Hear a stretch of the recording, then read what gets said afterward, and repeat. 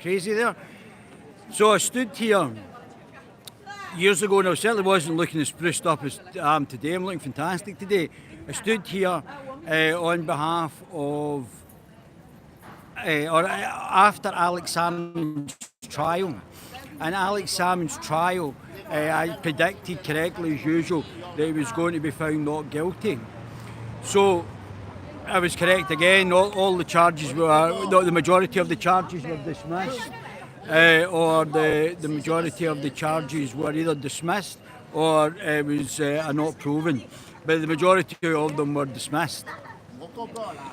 So prior to that, Alex Salmond had civil cases against the Scottish Government, and they were proven. Just do my podcast. They were doing the podcast. Oh God, man, put me right off there. So doing he then put forward, totally put off, then put forward a case to the actual court. I think it was a civil case to the court with regards to how the case was handled. So he sued the Scottish Government, which was the SNP, Nicola Sturgeon at the time, about the way that his sexual harassment cases had been handled.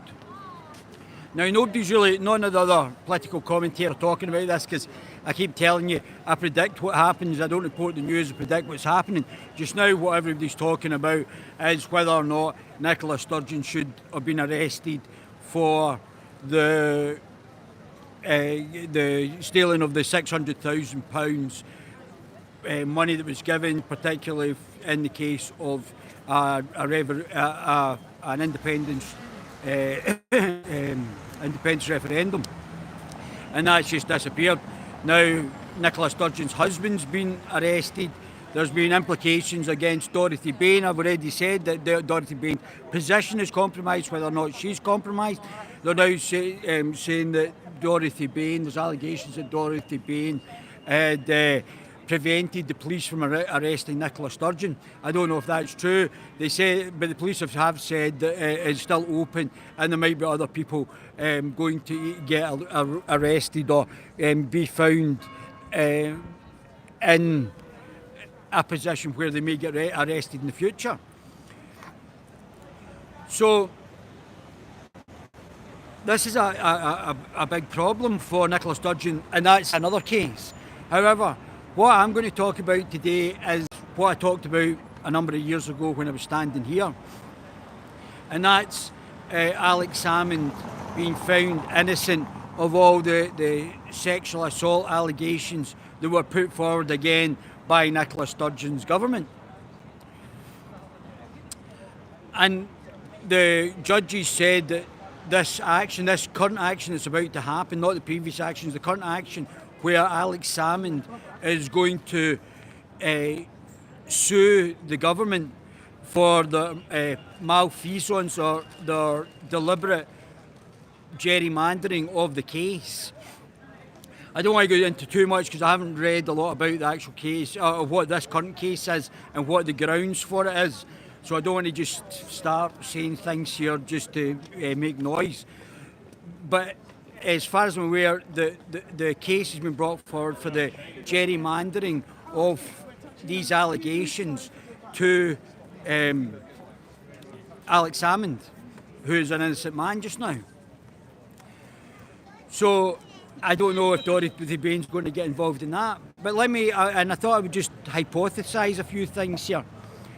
I personally think that Alex Salmond is going to win his £3 million case against the Scottish Government, which means in a civil court, through the laws of probability, that Alex Salmond, the case against Alex Salmond was orchestrated, and that the case was deliberately orchestrated to smear him, destroy his life, and potentially put him in jail. While at the same time, those that orchestrated this is a political setup, and the malfeasance that was in the adjudication of the allegations that were brought forward against Alex Salmond, I think Alex Salmond will win the case and he'll get the £3 million. So then there's a bigger question. So here's the big question that you may or may not have thought about. If Alex Salmond wins the case, gets the £3 million, and there has been shown to be an orchestration of false sexual allegations against Alex Salmond, at what stage would the police come in to put charges against those that put forward the allegations? Now, don't forget, under Scottish law, which is completely unfair, the accuser, who might be guilty of making false allegations, can accuse somebody and then have their anonymity protected, while at the same time the accused then gets destroyed, even reputationally destroyed in the media and throughout the cases. If this was seen to be orchestrated, politically orchestrated, but say it wasn't orchestrated, say it was something like the allegations that are getting made against P. Diddy or Puff Daddy or Sean Holmes, that he was taping people for blackmail value, allegedly, in his homes, and high-ranking judges and police officers and politicians, and then he could bribe them, which explains why he was on the TV a lot, if he's got compromising videos of a lot of people. Although it's a different type of sex scandal, it would still be the orchestration of whether it be false sexual allegations or sexual blackmail to orchestrate the gerrymandering through sexual allegations, false sexual allegations, or gerrymandering against an individual or a group of individuals in the case of Mr. Holmes, allegedly. So, under what charges would be brought, apart from wasting police times, which isn't descriptive enough to actually say what this is? This is the political orchestration of false sexual allegations to destroy somebody's reputation or to actually put them in jail. And all of these people who were connected to Nicola Sturgeon, all of the allegations apparently are not to jigsaw end, but I think enough's out that these people may have been connected to Nicola Sturgeon or connected to the SNP. I actually don't know who any of them are. So I've got no way of actually jigsawing them, because I don't know who one is to actually then be able to jigsaw them back to. But if these people are being orchestrated, surely the orchestrator of either false sexual allegations or sexual blackmail, that should be a standalone criminal charge, and those who basically who went along with the orchestration of the sexual blackmail or the destruction of the individual's life should then be prosecuted. And this is where I think polygraph tests should come in for both the accused and accuser. Somebody goes to jail. Somebody goes to jail. We find out who the liar is, and then somebody goes to jail. And that seems to me a much fairer way of actually doing it. But this is going to be massive again for Nicola. So not only we've not seen the last of the bribery allegations, but we're now going to see potentially Alex Salmond, and I'm pretty much, I'll put my money on it just now that he'll win. I don't know if he'll win all 3 million, but he'll certainly win a sizable chunk. And then what are the police going to do? Are the police then going to charge Nicola Sturgeon, whoever was orchestrating? There was other people in the staff that were allegedly orchestrating this, and also the people who made the allegations. Are they going to have to do a polygraph test to find out if they've been lying? It's easy to make up an allegation, especially with no external factors. But to do it on such a massive scale, where some of them said they weren't going to do it. Some of them said, no, we're not going to put forward these spurious allegations against Alex Salmond. And I believe that Alex Salmond has got more information which would mean that maybe even Humza Useless is going to be involved, because he was in the cabinet as well at this time, in the orchestration of these false sexual allegations. There might be the gold members of the cabinet that were involved, or there might be a subgroup within the party. Don't forget, Morell was the corrupt, allegedly corrupt. Peter Morell was who's allegedly now being prosecuted for the disappearance of the money, might have been involved in this as the head of the SNP at that time, who Humza Yusuf thinks is a fantastic individual. So Alex Salmond is going to get probably millions of pounds. Now, after me standing here telling you that he was not going to be found guilty of anything, a lot of the allegations were spurious, to say the least. And now what happens on the back of this civil trial, and if on the back of this civil trial he's found to have been wronged, at what stage are they going to bring prosecutions against Nicola Sturgeon or the other people who are now protected under not being able to be named, although they might be the perpetrators? So the people who were innocent or victims might be actually the perpetrators, but they're being protected as the perpetrators under this. We shouldn't name people who make allegations, in this particular case, could be false allegations against an individual and could have been orchestrated. So we need a new criminal charge for the orchestration of false sexual allegations, and those that make false sexual allegations, and their anonymity has to be overturned, so that if they can then be prosecuted, because you can't make allegations that are false and then not then be prosecuted against it.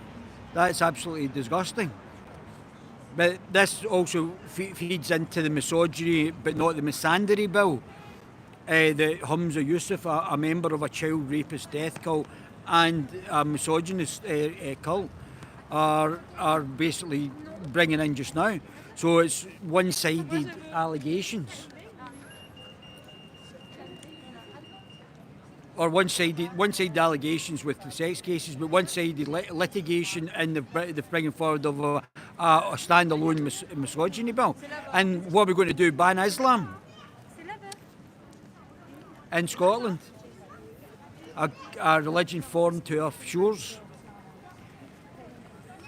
So this is another major situation. And why is there not any legislation to protect the men against these false allegations? Why? And do we understand that orchestration?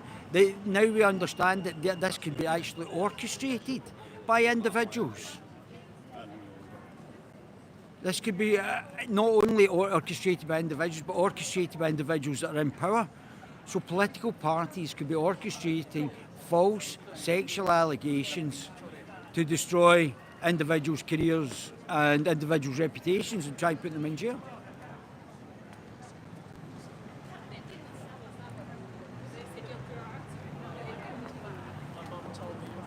Woof. And now, what's happening today? Is that Humza Useless is wanting to, even though the SNP are on the back of these allegations against them about the orchestration of false sexual allegations by the SNP, they're now wanting to bring in juryless trials so they can actually influence the judge to actually give the sentence that they want, because Humza Yusuf's a fascist, and they don't want any jury of your peers to be able to judge you on if these crimes are correct or incorrect. So they're now trying to gerrymander it. So the next Alex Salmond, who allegedly the SNP want to actually put in jail for over false or spurious. Well, I would have said a lot of them were spurious sexual allegations. Weren't really sexual allegations at all. Spurious allegations that they've just got the judge to overturn, not the jury. And so that, like with Dorothy Bain, allegedly, because she sits with the SNP, they can interfere and not get wee Nippy arrested, allegedly, for the missing £600,000. Where's my camper van? So they are deliberately making it more and more fascistic. And there you've got the, I'll come back to the dough balls and the SNP as well. So this is what's happening. I hope you guys are paying attention. So we have got an increasingly politically invasive political parties who are deciding they're above the law, and they are not actually producing laws that would cover men against false sexual allegations or orchestrated false sexual allegations allegedly by potentially the First Minister. And we don't know if that's actually happened or not, but it looks increasingly potentially likely. She was in the middle of a COVID debriefing, talking about Alex Salmond. Seemed very mean-spirited, considering Alex Salmond had already been excused of any of these crimes from these alleged victims, who may turn out to be part of an orchestrated ring and may be going to jail. But there has to be new charges for orchestration of false sexual allegations or false allegations of bribery things, orchestration of that, and people who have participated in it, whether it be for false sexual allegations or people who have set other people up, maybe as sex workers, participating in being filmed for the purpose of blackmail, bribery, or jailing people, or for what's the other one I'm looking for? Jailing people, or for reputation damage as well. So that there has to be new crimes brought in for these individuals, and we have to come to terms that our political parties might be using false sexual allegations and setting up people with false sexual allegations to destroy their reputation, potentially put them in jail, and that's the reason for today's vote on the abolition of jury trials. And nobody's talking about this, are they? I get ahead of the news as usual, guys, don't I? Ahead of the news. So everybody's still wondering why Nippy's not been arrested and is it Dorothy Bain's fault. I'm already on to the next one, and we'll find out if Nicola Sturgeon set up Alex Salmond and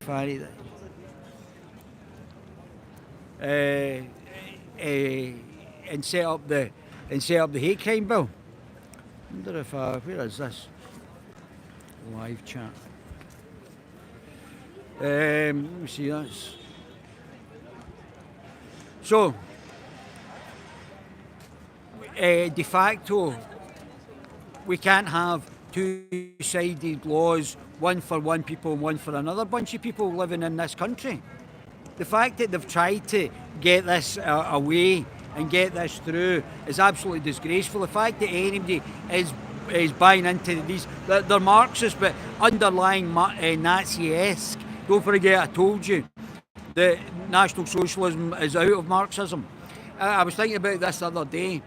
If you think of Marxism as the aliens, I hope you've all seen Aliens as the aliens, and National Socialism is the love child, the Sigourney Weaver, the big white love child that killed the Marxist aliens. I think that's the difference between National Socialism and Marxism, although they're of the one. So I thought I was thinking about that the other day. So we can't have laws for thee, not for me. This is illiberal.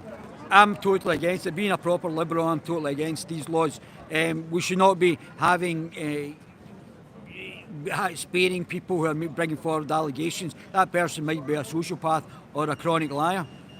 We don't know, and certainly I know women in my life that are sociopaths who lie all the time, who couldn't lie straight in their bed. So I wouldn't be believing all women, because a percentage of them are born sociopaths.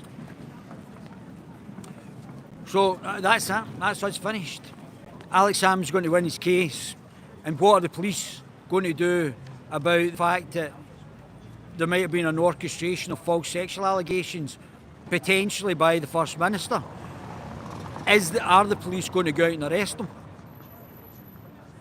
Are they going to overturn their anonymity to actually then see if there was a correlation between the accusers and Nicola Sturgeon if Alex Salmond wins his civil case?